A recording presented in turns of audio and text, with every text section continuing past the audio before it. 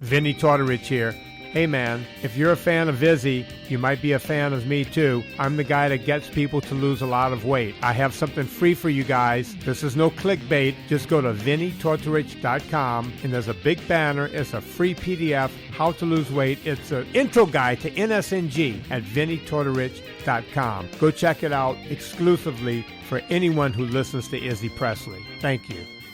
Replay Guitar Exchange is your premier independent guitar store. Being independent is good.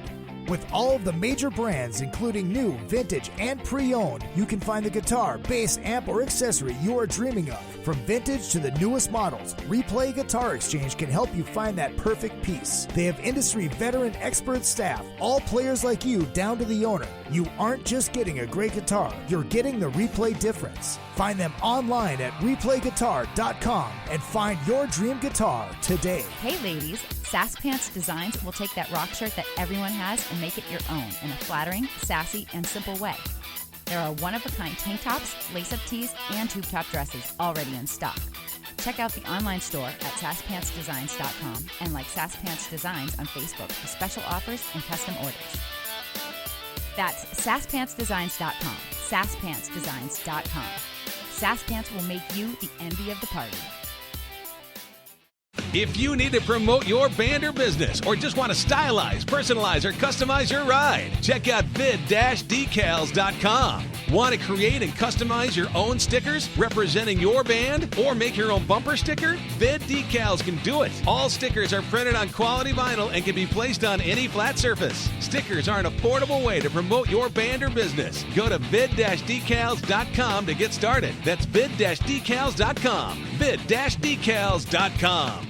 Hi, this is Bobby Brown, and welcome to another fucking podcast. You kids with your loud music and your Dan Fogelberg, your Zima, hula hoops, and Pac-Man video games, don't you see? People today have attention spans that can only be measured in nanoseconds. See, son, old legends never die. They just lose weight. Like a legend and an out-of-work bum with a lot of life.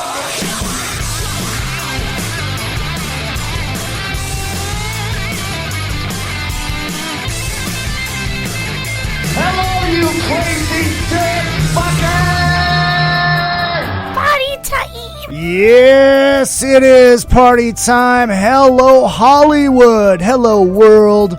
Hello, my loyal minions. It is good to see you, and as always, good to be seen. Izzy Presley coming to you live on a Tuesday night on another fucking podcast, 6 p.m. California time. Hope everybody's having a great day. I hope everybody had a great weekend. My Vikings won, so that's glorious. Yay. All right. Make sure you hit up all of those, all that social media stuff at Real Izzy Presley all the way across the board. That is Twitter, Instagram, and the Facebook.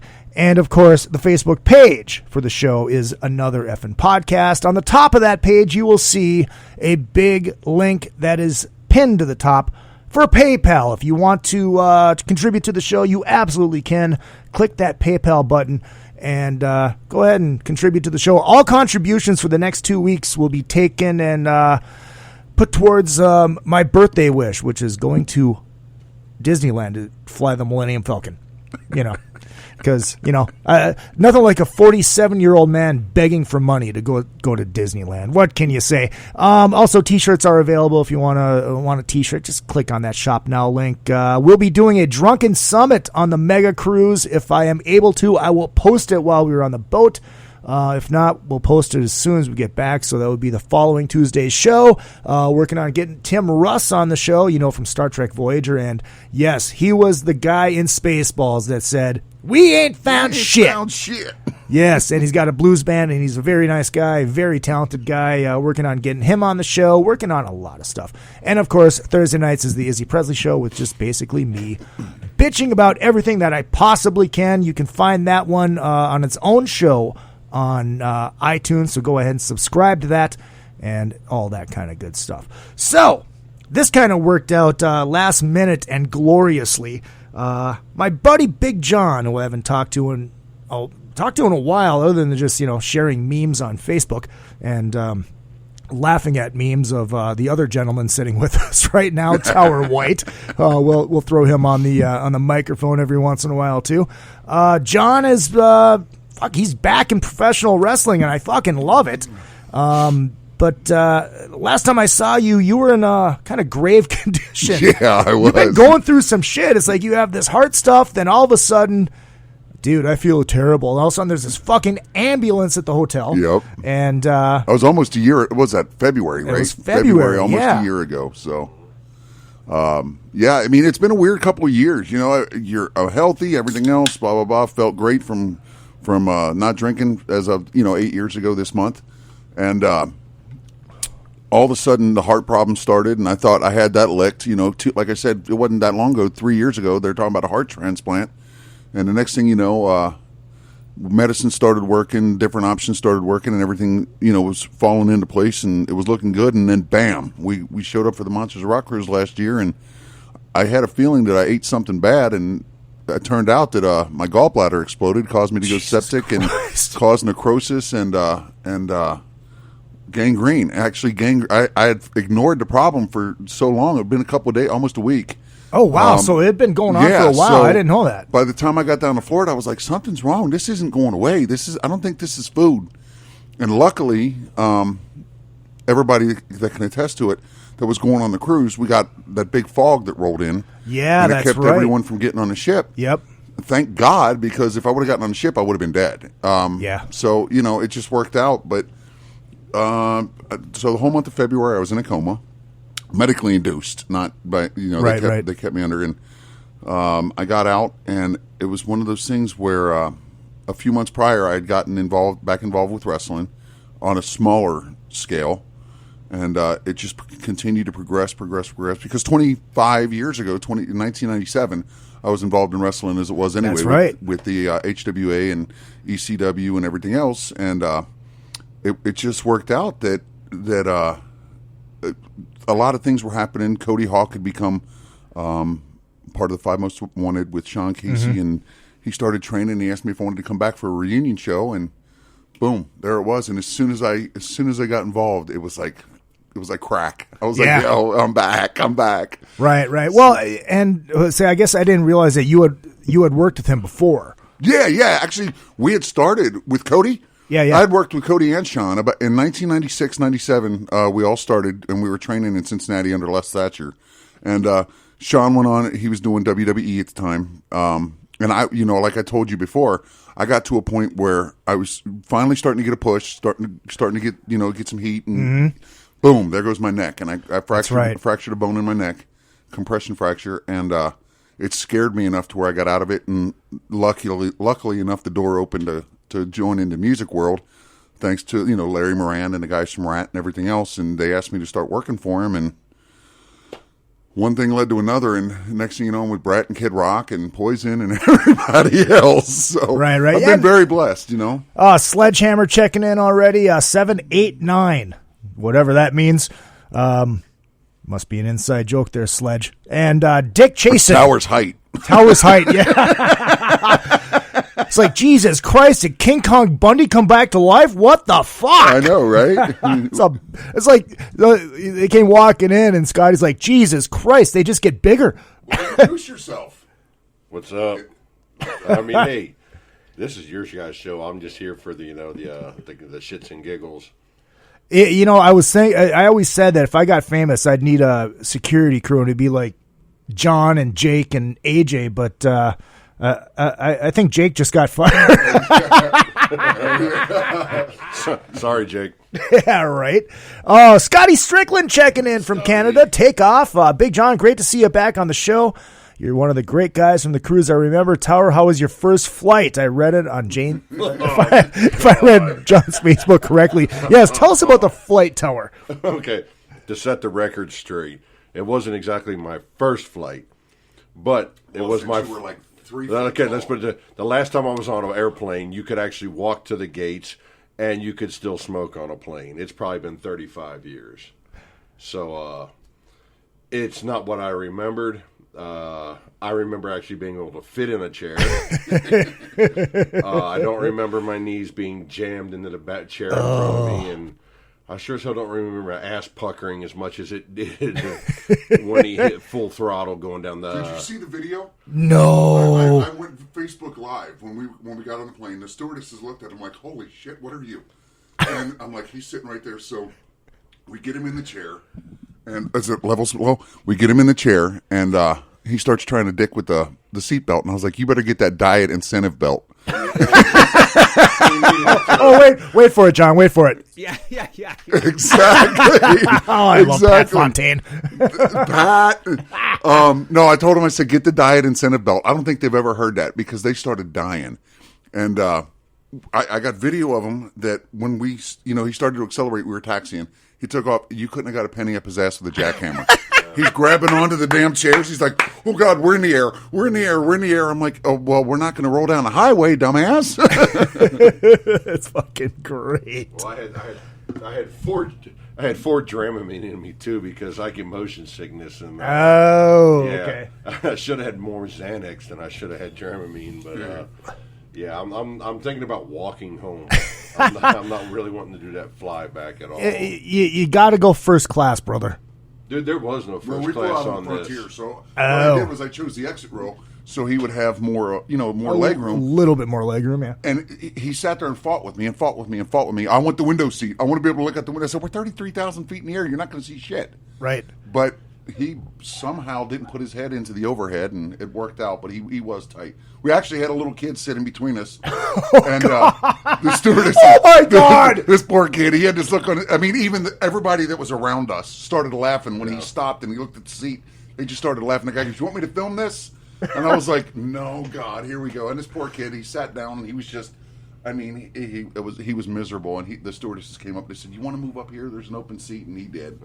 We were about a quarter way into filling the airplane, and we're walking down the aisle, and John's filming it and everything, and then when everyone sees me get on the plane, and excuse me, everyone's laughing like, oh God, and then they see John talking to the mic like when you're sucking dick. Have you ever actually had wrestling shit happen on your show? Not yet, but I want to learn. Hit him with a chair for real, and it won't be a play. It won't be gimmicked? No, it won't be no gimmick. There'll be real blood on this one. But so there was three seats on one side, 3 rows on seats on the other side, and the middle row down the middle of the plane. So I'm up against the window. There's an open seat, and then him, and we're looking at each other, going, "God, I hope there's nobody of larger stature between us." Holy shit! Oh my God! The whole they're coming through, and there's still nobody. And they get to the very end because now halfway through the loading, they said, well, folks, we're going to have a full plane, so please, just move and keep moving and fill up all the places you can go. So we're going, oh, no, where's going to be somebody here? And lucky for us, when one of the last people to walk on the plane was this kid. He's probably maybe 12, 13 years old, and he was no bigger than a toothpick. And I went, oh, thank you, Lord. All right, just to give you guys an idea, John, how tall are you? I am 6'7", about 300 pounds. And Tower? 7 foot, 445. 445. He's being generous. It's more like 465, 470. He ate 6 times. Some bitch ate a whole large pizza at the Rainbow last night. Well, they're that good. He's like, I want cheese and mushrooms. And Lena and everybody were like, he's eating this alone. I'm eating one bowl of soup, and he's got a whole damn pizza in front of him. Now, luckily, he wound up giving everybody a piece, but there was like 4 of them. I'm generous. I always give somebody a piece, unlike you. I don't know, dude. Thoughts on the Rainbow Pizza? Oh, it was great. I loved the food. It was great. The service was phenomenal, Lena. The atmosphere was phenomenal. Like I said, this is my very, very first time in L.A., very, very first time in California. My bucket list was to hit the Sunset Strip, see all the places that I'd never been before, that I'd seen on MTV and watching, between, the Roxy, the Troubadour, bless you, sir. The Whiskey, the Rainbow, Viper Room. Everything that we all take. Everything you guys grew up around seeing, that I saw on TV, I had to see, Well, Well, was John a good date? Did he walk you up to the Motley house? To the where? The Motley Crue house? He went and she goes, "Oh, it's up the street right there." Oh, now, Jesus Christ! Come on, John. You grab him by the hand and you know, arm in arm, and this is where the Motley Crue house is. But see, it's a house. I mean, it doesn't matter, dude. It does, dude. You know, here's the funny thing. Here, and this is going back. It's not wrestling or anything. Here's the funny thing. Tower, and you said it perfectly. And I think your next segment is going to be like on this. Yeah. What you talked about. Tower had envisioned Sunset and Hollywood and everything to be like Oz. And you said it perfect. I was like, I kept trying to tell him, I said, you're going to be disappointed. You're going to be, but you said it perfect. It is Oz. It is. Because you come out here and this is everything you've wanted to see. And then they jerk the curtain. Yep. And there's Mayor Garcetti with this fucking Joker fucking grin on his face going, welcome to Oz, exactly. Bitch. Would you like some crackheads? Yep. Or maybe some shit? Exactly. And it was and like I said just a second ago, it's things that we've taken for granted. I've been lucky enough to be involved in the music business and been out here, and everybody that I've worked for was here and started here. And so, you know, you get kind of spoiled, you know, and I take it for granted that I could just go into the Rainbow and, you know, see Ron Jeremy and say, "Hey, Ron," you know, and he's like, "Hey, wake him up." Yeah. I'm like, "How you wake doing?" him up. And so, you know, we take it for granted, but for him to come out here, I mean, it meant a lot to be able to bring him out here a couple of days early because we've been friends for 27 years. And, you know, I tell him stories from the road, and nobody who's ever been on the road can understand those stories. Right. Ever. You know that. Mm-hmm. And I tell him about the cruise, and I tell him about the experiences. So for him to see it firsthand, I was hoping that he wouldn't get this look of disappointment. And you're right, it is. It's Oz. But then you jerk back the curtain. It's like, wait, this is the whiskey? Everybody played here? I said, the party wasn't inside as much as it was outside. Right. You know, it was everything that went into it and everybody that was associated with it. And you see the lines down the street that for, you know, Poison or Motley or Sebastian or Cinderella or whoever. Dude, you talking Sebastian Bach? I know, he's playing. I'm like, oh, God. That's great. Thank you. Lawrence checking in. Lawrence Joseph. From Cincy. Did Tower have to go pee-pee on the plane? Yes, he did. Oh. Yes, he did. I'll let him tell this story because I wanted to get it on film, but I was afraid to. Yeah. Should I tell the whole story? Do it. Please do it. Oh, man, I'm not going to have they're not going to let me on the plane on the way home. They're not listening. Tell the story. Oh, Jesus. Yes, I had to go bathroom about halfway over Colorado.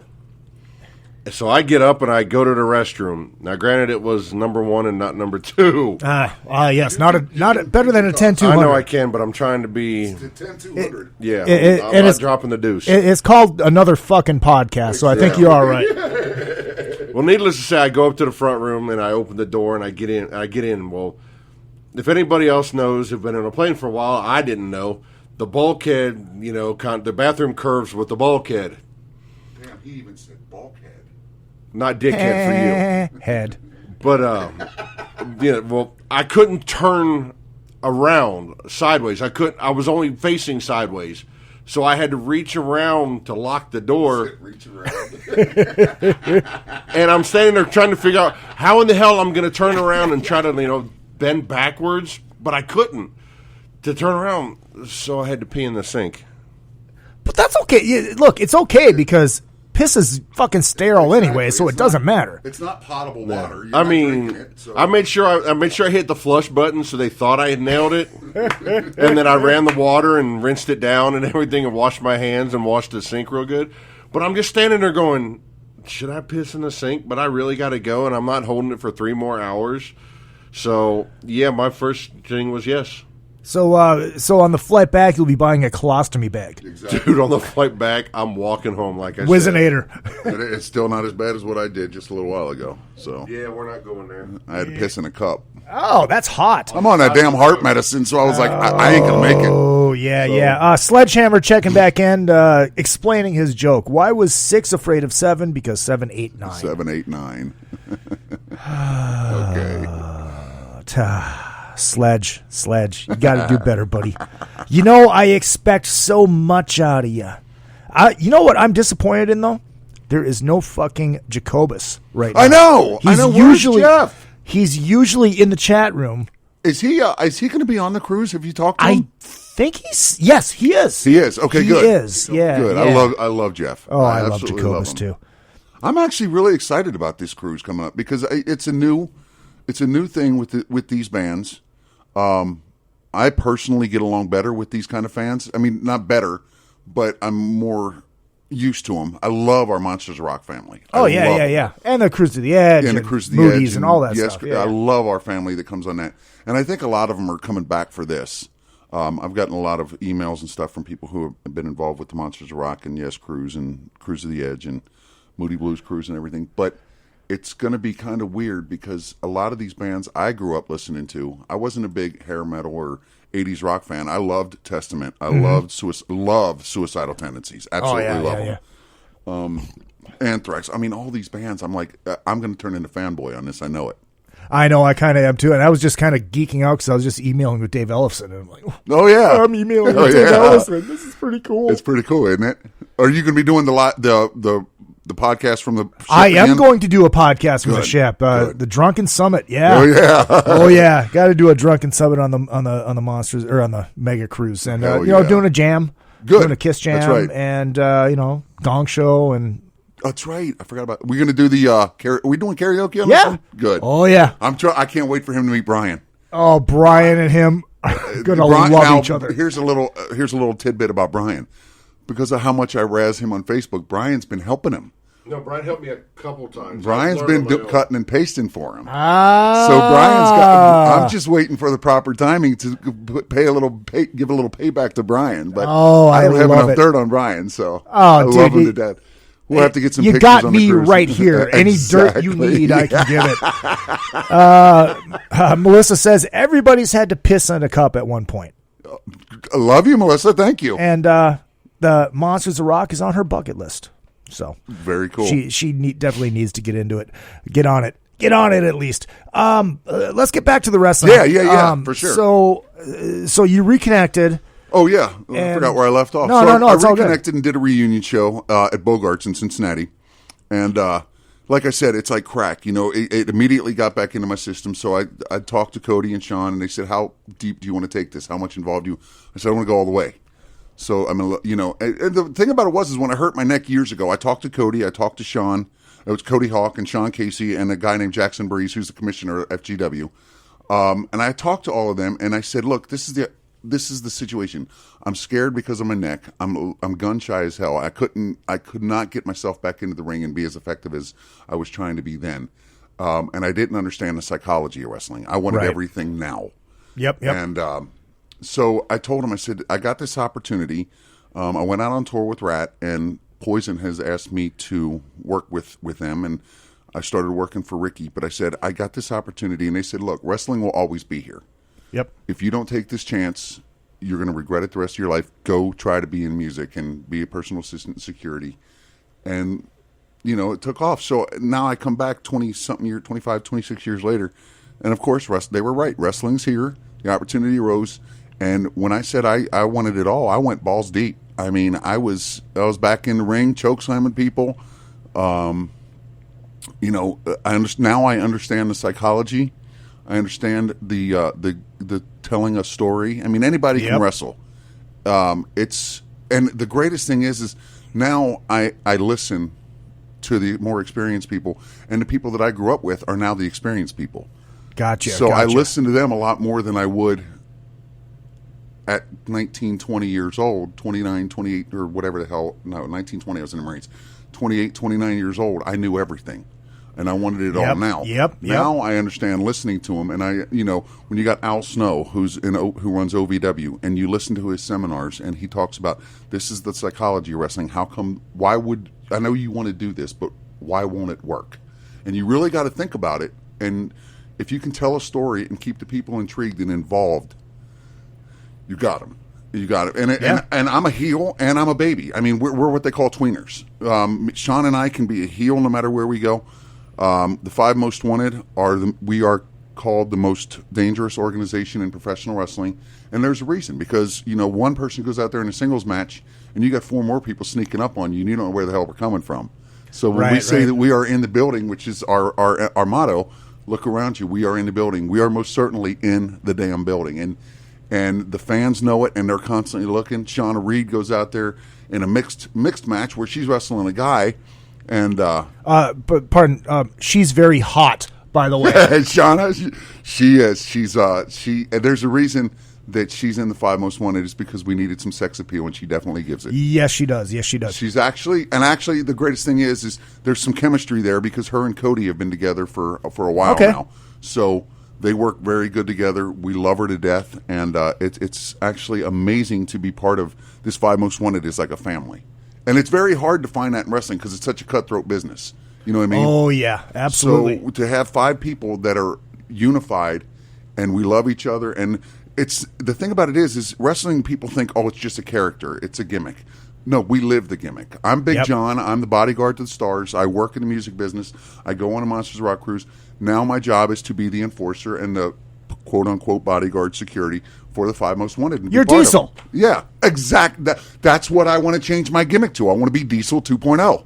That's what I want to do. Don't. I mean, that not by name, right, but by right. image. Oh, gotcha. You know, it's funny because I ran into Kevin Nash a few months ago at this thing called Heroes and Legends, and he had heard about it, and I had met Kevin when I was touring with Poison. Man, he's got a good memory. Because I was like, hey, Kevin, I don't know if you know this or not. I said, we met once before. He goes, yeah, you're Big John from Poison. We met in so-and-so New York. You and Brett came down. We were sharing some drinks with Ric Flair. And I'm like, you remember that? Wait, hold on. Time out. You drank with Ric Flair? Yes. Oh, yes. Please tell me this story. Oh, well, we were somewhere in New York, and we got invited as Poison to go to Raw. Actually, I think it was Connecticut, not New York, Connecticut.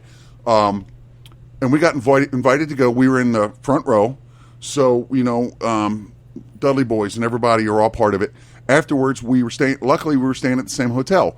Brett goes, hey, you know what? Let's go down and hang with the boys. I was like, I don't know that we're going to be welcomed in, but what the hell? Let's do it. Because, you know, that's a pretty closed organization. Yeah. Well, we get down to the bar, and sure enough, there's Ric Flair. Hey, Brett, blah, blah, blah. Calls him over, having a drink, and I'm more interested in meeting Kevin Nash because of course. I mean, Kevin Nash is Kevin Nash. So I'm hanging out with Kevin Nash, Johnny the Bull, Ric Flair, Dudley Boys. You know, Bubba Ray was he was a huge. I think we were on tour with Kiss, and we were in New Jersey, and all of a sudden they're like, "Hey, there's some guy out here that says he's in wrestling and knows you."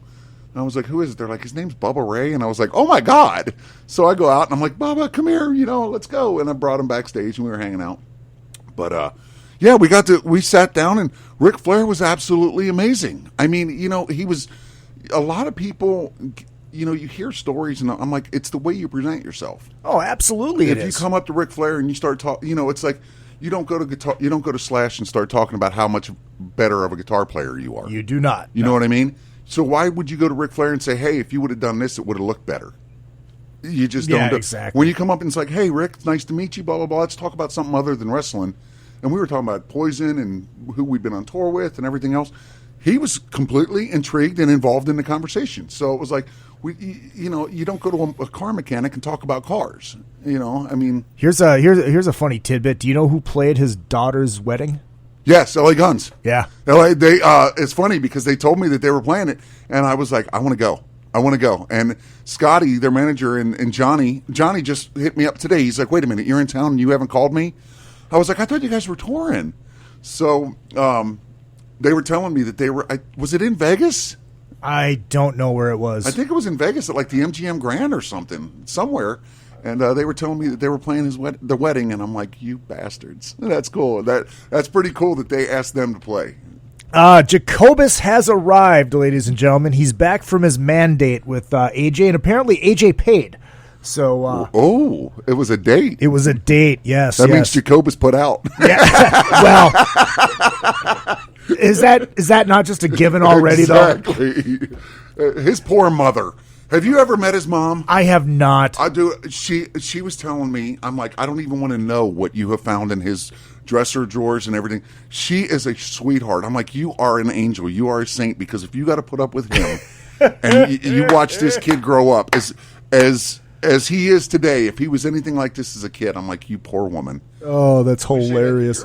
Of course you do. First half of the show brought to you by Beater Amplification, ladies and gentlemen. Beater Amplification, that's 2 E's, 100 watts of testicular fortitude. Pull 2 tubes, you have yourself a 50. They are hand-wired, they are hand-built. 3 channels, and the Izzy Presley TCB1 will be out soon. That's right. Izzy has his own signature amp series coming out. Fucking believe it or not. One thing I've always wanted to ask a professional wrestler, and I've never had the chance. How did you get smartened up? Tower's like, no. Oh, yeah. And Jacobus also said that he's the catcher, by the way. I got smartened up by a guy in 1998, 1997, 1998, by a very, very well-known wrestler. His name was Bull Payne. And we did this show in Lima, Ohio, and Bull pulled me aside, and he said, call a match. Because I was bitching. I wanted this. I want that. I want this. He goes, call a match. And I'm like, what do you mean? He goes, call a match. And I mean, Bull Payne scared the shit out of me. He's the one guy in this world that has terrified me. Bull pulls me aside, says, call a match. And I couldn't do it properly. And he laid into me. I mean, he literally beat, physically, emotionally, mentally beat my ass. And I give him 100% credit because that was the first time in my life since the Marine Corps that anybody got up in my face and I kind of buckled and cowered.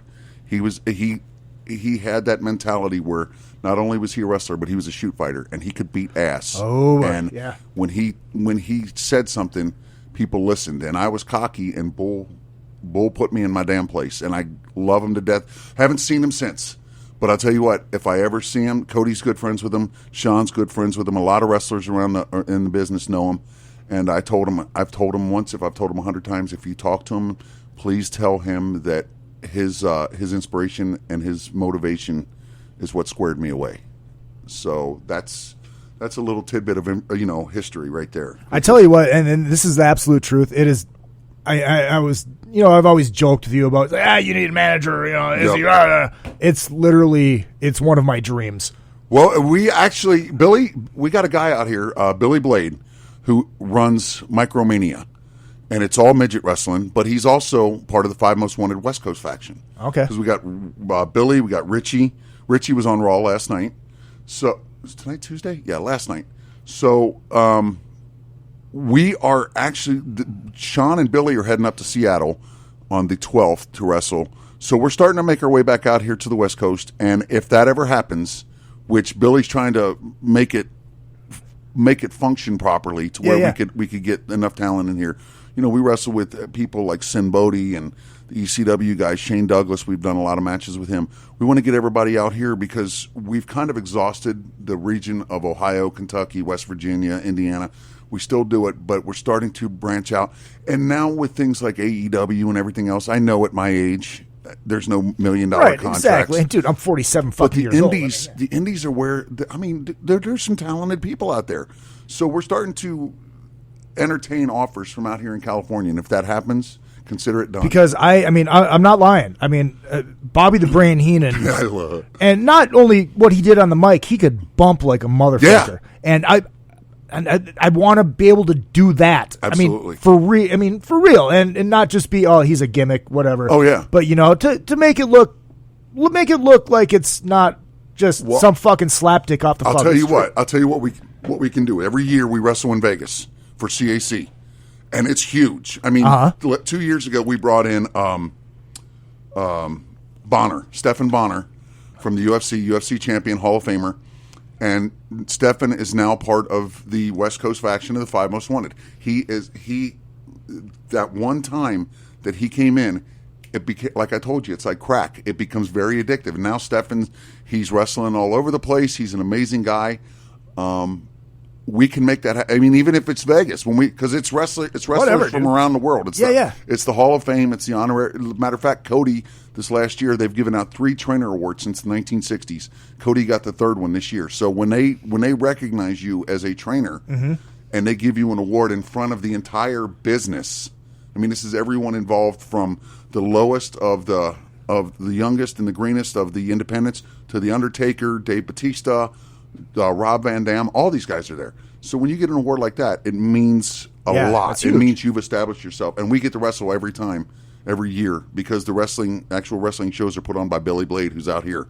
So maybe we can make something work for next year. That would be absolutely awesome. And I tell you why I got this bug, because a buddy from back home, he's a radio guy, and he's one of my good friends, and we used to do radio together.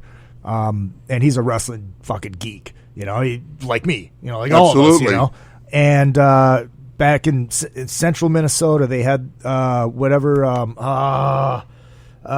he was in the fucking Nation, D'Lo Brown. D'Lo Brown was in town, and he did a match where, I love D'Lo. where like he was doing some commentary, and Aaron was doing this, right? But it was worked out where he got in the ring, and the guy that was calling him out, started leaving, and he got on the mic and he did a fucking promo. The guy came back in and they turned it into a fucking tag match. Absolutely. And he got to fucking do a diamond cutter on him and all this shit. And he took It's funny you say that because I'm looking at this out of the corner of my eye. I'm like, there's Paige right there. Yeah, absolutely. And I'm like, oh my God, I want to get in the ring with this motherfucker. Dude, I'm telling you right now, we could make that happen. We do it every year. I tried to get of all people, I tried to get Flav involved this year.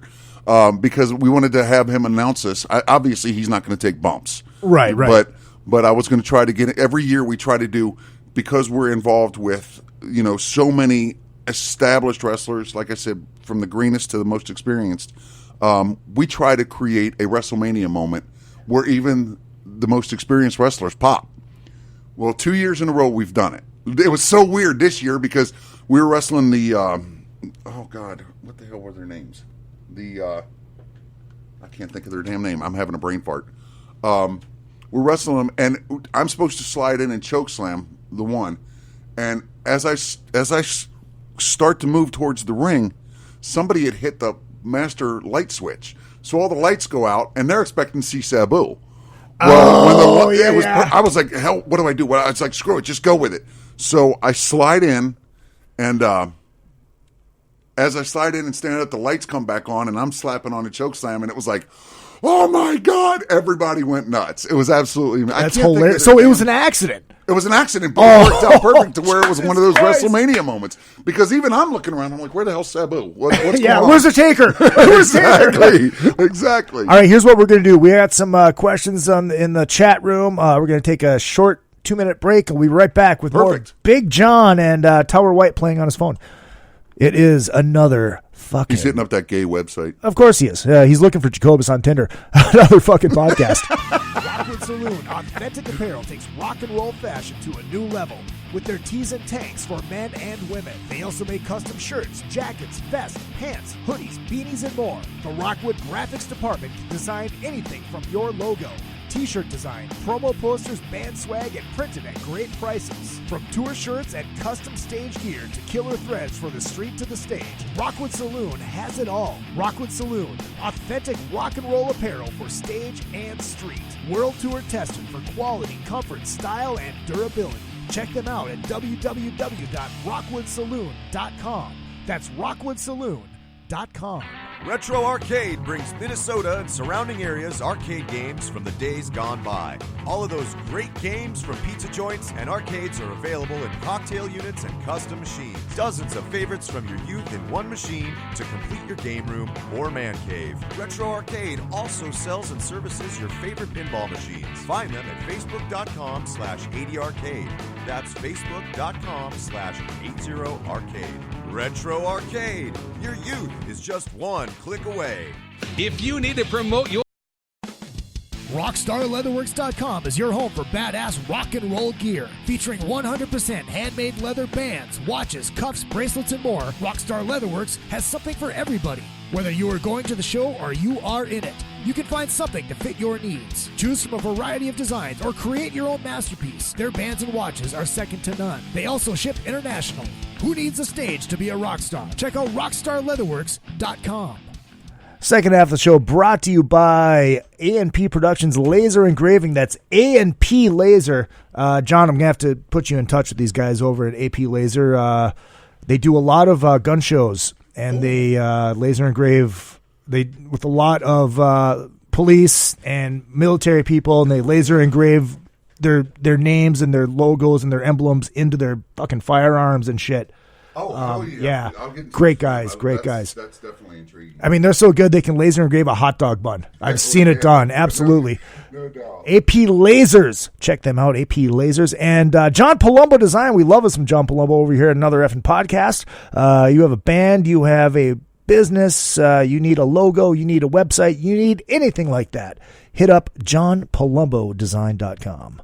Hey, what's going on? This is Tom Arnold. I like fat women and cocaine. And you're listening to Izzy Presley here on another fucking podcast. And I know Izzy from Cocaine Anonymous meetings. I've actually seen him at the meetings with Ace Von Johnson from, I probably shouldn't say this out loud, but Ace has got a bad coke problem. And his sponsor is Josh Todd from, and again, I shouldn't say this out loud, but Josh is his sponsor for Buck Cherry. He's addicted to upskirt porn. And they're both being sponsored by the Eagles. The whole band, the Eagles. Anyways, another fucking podcast right here with Izzy Presley, and call your sponsor. Fucking A. That was Craig Gass, actually. Oh, was that Craig? Okay. John's like, dude, fucking, he's talking about Ace Von Johnson. With Craig, you know what? He amazes me because I'm great. like, where in the hell does he come? He sounds so real in some of his impersonations. Dude, his Kinnison is... Is it? Oh my God, his Kinnison is so spot on. I love you can't him. fucking tell, man. I can't love tell. Craig. I don't know where he's gotten that gift, but it's almost like. Oh, you know he grew up in a deaf family. He was the only person in his family that could hear, so he grew up watching TV. Oh my and he was able. So he learned to mimic it. Yep, absolutely. Wow, okay. That's where he got it from. And apparently he got it from wrestling. He watched a lot of wrestling. I know he's a huge wrestling fan. Jacobus says, did someone say midgets? It's funny you say that, Jacobus, because I got somebody working on getting me a shorty. I love it. Also says, John, there's a lot of wrestling down here in Pensacola. How do we get you all down here? Actually... You know what? I'll have to get a hold of Sean. You find me. Is that Jacobus that said that? Yeah, it's Jacobus. Jeff, you talk to me on a cruise. You get me the name of some of the promoters or some of the organizations down there, and I'll have Sean or myself get a hold of them. And I'd like to start wrestling in Florida, to tell you the truth, because the Performance Center and everything, all the guys in Tampa, for some reason, retired there from the business. So it'd be cool to kind of have that influence in those guys around. Scotty Strickland says, that's how I met Jericho, became friends, surprised him by talking about Halloween.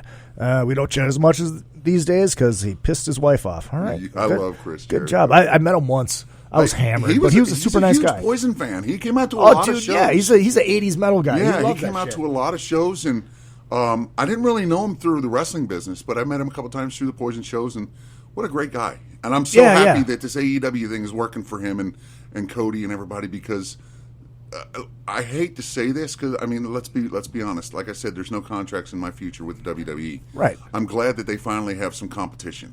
I really am, because I think sitting back and becoming complacent has really hurt their ratings and their storylines. AEW I can't watch it anymore. I can't either. I mean, did you see all the blowback from Sunday night after Hell in a Cell? I've heard about it. I didn't watch the show. I didn't watch it either. I haven't watched a WWE event in a long time. Well, when you take someone like Bray Wyatt and his gimmick, I think I don't know why they've changed it. I don't know either, because the only thing I can think of is that it was resembling too much like the Undertaker.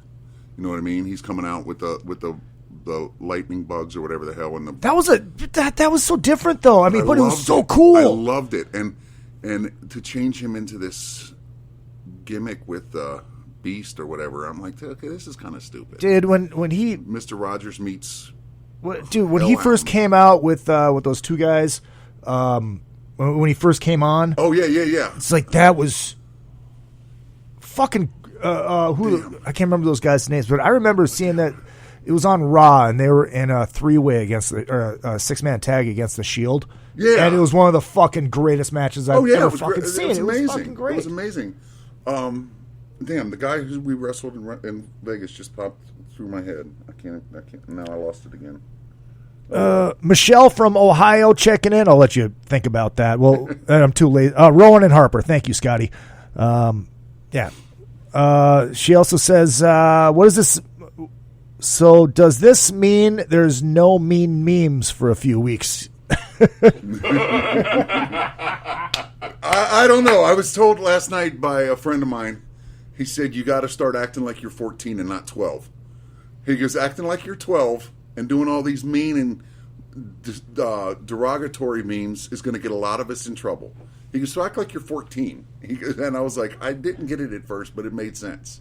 I don't know. I think it's fucking hilarious. I honestly, between the two of us, I think if he gets better at creating the memes and doing the cutting and pasting, we could be on to something. I just learned how, shitbag. Sounds like your sex life.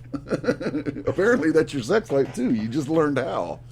It's like learning to cut a good promo. Exactly. You know? It takes practice. It takes a while. Yeah, you'll get it. Oh, God, give me this. Okay, listen. I am antiquated when it comes to technology. I'll be the first to admit it. I don't care. I'm not real partial to modern technology because I think it's made people dumber.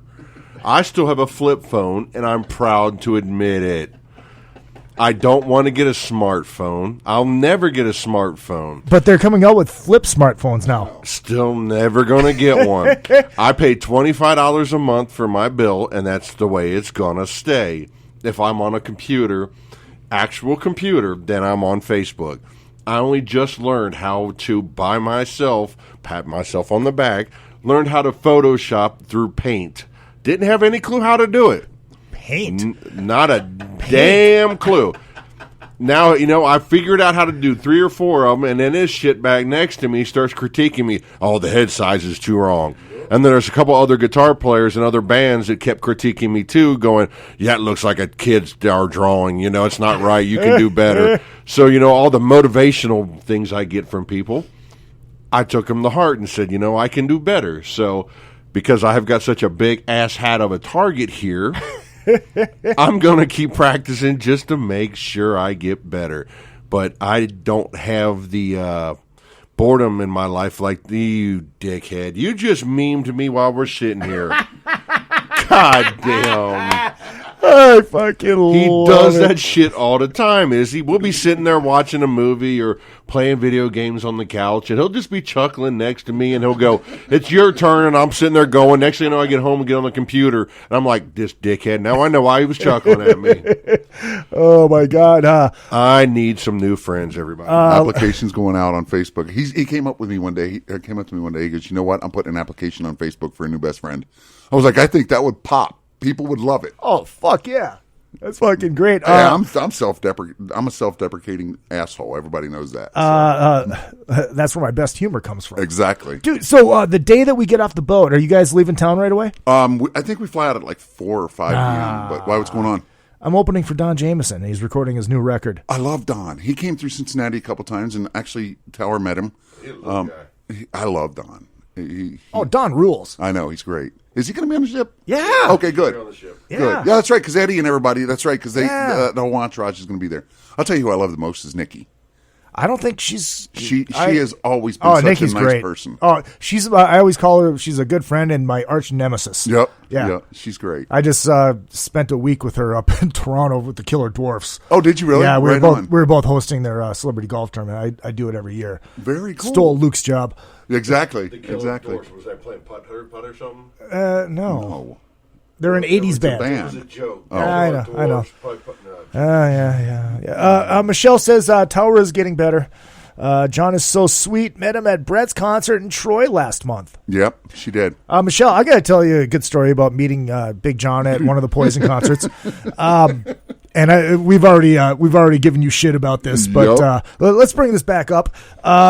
Poison, Cinderella, Faster Pussycat, and Winger, and my buddy who's in love with Bret Michaels, huge Poison freak or whatever, and he was part of the fan club. So he went back, he got his picture with Bret, and I made a Valentine's Day card and put it into a heart and all this stuff, much like you do with Tower. Exactly. Yeah, except this is a real photo. Exactly. And I'm like, okay, the show got over, and then I see this fucking big dude handing all these passes to women. I'm like, so my buddy's back there? He looks at me and goes, no.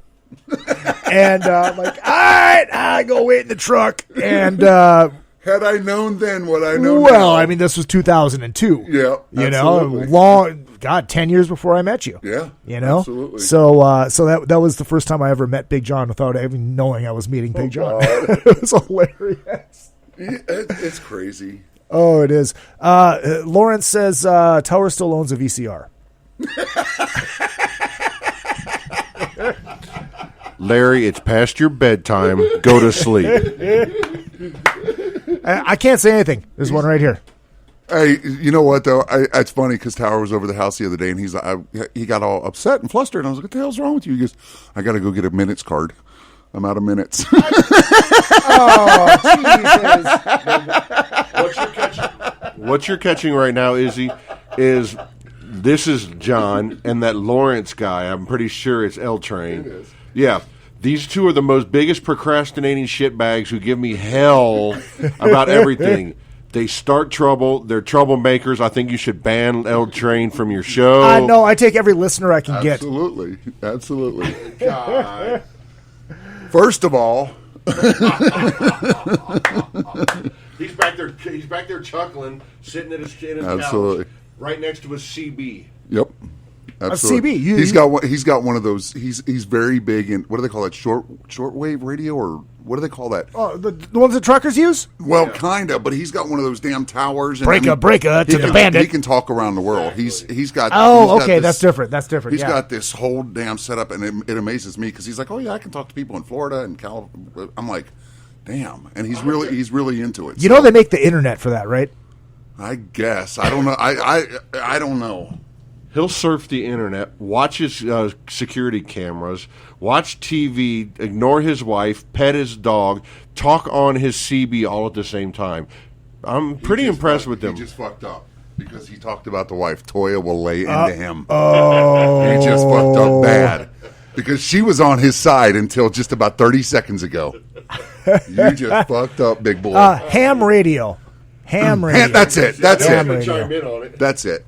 He's got a hell of a setup, and it's it might be considered old school or whatever or archaic, but there's a lot of people involved with that. I believe it. I mean, it's pretty cool. I believe it. Tower, you got that right. 10-4 L Train. And Jacobus, we're gonna have so much fucking fun on the cruise. Yes, we are. And I've got news for you, Jacobus, but I'm not going to say it on the air. Uh-oh. I'll tell you slipped. guys after the air. I'll tell you guys after the air because you think Jacobus had a hard-on already? Uh-oh. It's going to be worse. Oh, right on. It is going to be worse. Okay, where did we leave off? I mean, somewhere in the wrestling world or whatever. Yeah, we were talking about wrestling. Talking about wrestling. What do you guys got coming up after the... Actually, this is... I don't know if I can really say this yet or not. Don't get in trouble. No, I'm not going to get in trouble. Don't get in trouble. You're my in. No. I've got another movie opportunity that's coming up. Oh, and nice. I can't really disclose what it is yet. John, a hint for you: do not take pictures on set and post them on Facebook. Oh no, that was fine. That was fine. When we were doing that one, that was fine. This one, it's me and Sean, and actually, the wrestling has really opened up some doors. And David J. Getz, who's our manager, he actually is an agent. So he's done a lot of movie work. He's done a lot. Nice. So he has a lot of these connections, and there's a opportunity for us to be involved in a movie. We haven't been signed or committed or anything like that. But there's an opportunity for us to be involved in a movie that's going to be filming in Cincinnati again. David brought it to our attention, and Santa Claus with muscles too. It's going to be a big one. It really is. Oh, that's awesome. And we've got to submit the. You know how I guess everybody in Hollywood knows this. You submit the photos and the bio and everything else. I'm not used to that shit, but we got to do it the right way. It's not like David's pulling strings. But he just told us get your names and your photos and everything and your bios in for this because it's going to be a big. And Cincinnati and Northern Kentucky become really huge. I guess because there's something they do in film called the tax credits or whatever. Oh yeah, you get tax breaks. Hollywood doesn't understand that. Yeah. That's why they film everywhere else but Hollywood. Yeah, because they tax the fucking living fuck out of them. Frank Grillo from who's he was in the Marvel movies and everything else. He just filmed Point Blank, which I got to be a part of. Him and Anthony Mackie, And Frank, for some reason, loves Cincinnati. So I think a lot of people that have been involved with his films or his career are starting. Bruce Willis just filmed a movie in Cincinnati. There's a lot of draw in Cincinnati. I don't know what these tax credits are, but they seem to be paying off to get the business involved in Cincinnati. So, well, I mean, fuck it. That's why they go everywhere else and film. Yeah. You know, because that's that whole fucking Oz theory again. Yeah, exactly. You know? Well, the thing is, I know that when Brett and I did that, what was it, the American Pie thing, the very last American Pie Book of Love or whatever, I noticed. Oh, I didn't see that one. Yeah, we just did a cameo. I mean, it wasn't like Brett was talking, I wasn't talking. But we went just standing there with your eyeliner. Vancouver, I think, is where we went, and we filmed that. And ironically, I turn around and I start walking around the set, and I wind up in this building, and it's where they filmed Saul. So I'm like, and they were filming another movie there, the sequel to Smoking Aces. So, I mean, a lot of people were filming in Canada at the time. I guess every once in a while they just like move to different locations, but for some reason Cincinnati's sticking. So, that's I'm kind cool, of excited man. about that. I'm glad you're getting into that shit. I mean, but I've been working a lot more with Brett again on his solo stuff. Just kind of showing up, but the opportunity is always there to go back with Brett. That's cool. He's made that very clear. He's more concerned about my health than anything. Right. He's like, "Are you going to be able to handle it? Can your heart handle?" I'm like, "I don't know. We'll see."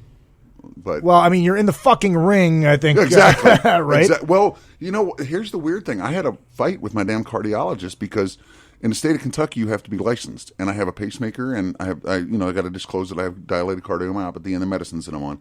Well, they wanted a letter from my cardiologist saying, you authorize this, and he wouldn't sign off on it. And I said, hold on. I said, let me explain something to you. I said, this is more, wrestling has become a medicine. The psychology, the going to the gym, getting better, getting in shape, it all culminates into what I'm presenting and giving to the people. And it forced me to go to the gym. It forced me to look better. It forced me to eat better. I'm only in the gym, in the ring for 30 seconds, 40 seconds at a time. Maybe, right. I go in, run interference, do choke slams, power bombs, and I'm back out. I roll out. And I'm like, look, this is not detrimental to my health. Right. Well, lo and behold, look what happens. A few weeks ago, I'm wrestling, or Sean's wrestling. I hop in the ring, choke slam Chase Stevens, get out of the ring, and I'm like, and all of a sudden the last words out of my mouth were, oh, fuck. And I was out. The next thing I know is they're shining a flashlight in my ear and my eyes, and I'm going, what the hell just happened?